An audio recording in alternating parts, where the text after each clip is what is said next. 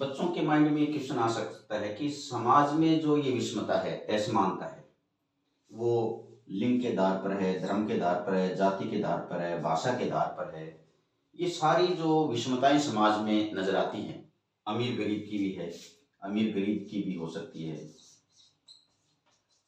ये सारी की सारी समाज में जो विषमताएं हैं, ये प्राकृतिक नहीं है। यानी ये विषमताएं प्राकृतिक नहीं है, व्यवस्थित है, यानी व्यवस्था के द्वारा बनाई जाती है। तो बच्चे प्रश्न पूछ सकते हैं कि ये व्यवस्था क्या है? व्यवस्था क्या है? व्यवस्था अगर बात करें कि व्यवस्था क्या है,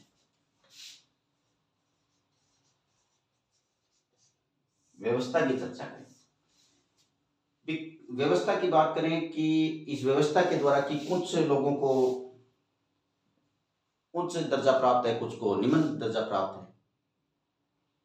सांस्कृतिक दृष्टि से वो उनकी समाज में मान्यता है, और कुछ लोगों को सांस्कृतिक दृष्टि से उनको मान्यता नहीं है।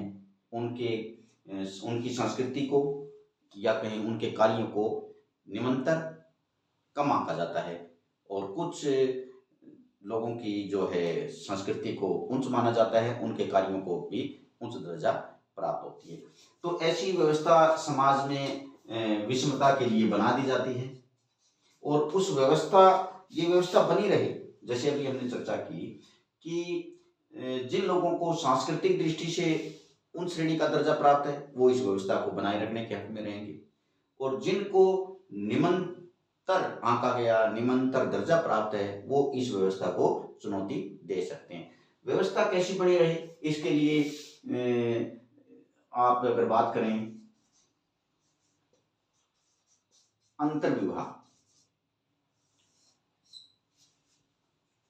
अंतर्विवाह को अंतर जातीय विवाह की बजाय अंतर्विवाह को मान्यता मिलती है। कर्मकांडीय दृष्टि से देखें, शुद्धता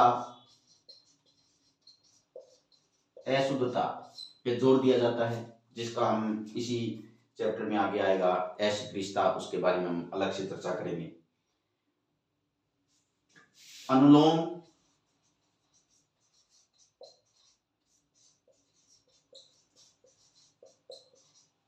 प्रतिलोम विवाह को जो है अनिलोम विवाह को हो सकता है मान्यता मिल जाए, प्रतिलोम को मान्यता न मिले। इस तरह की कुछ नियम बना दिए जाते हैं ताकि ये व्यवस्था बनी रहे।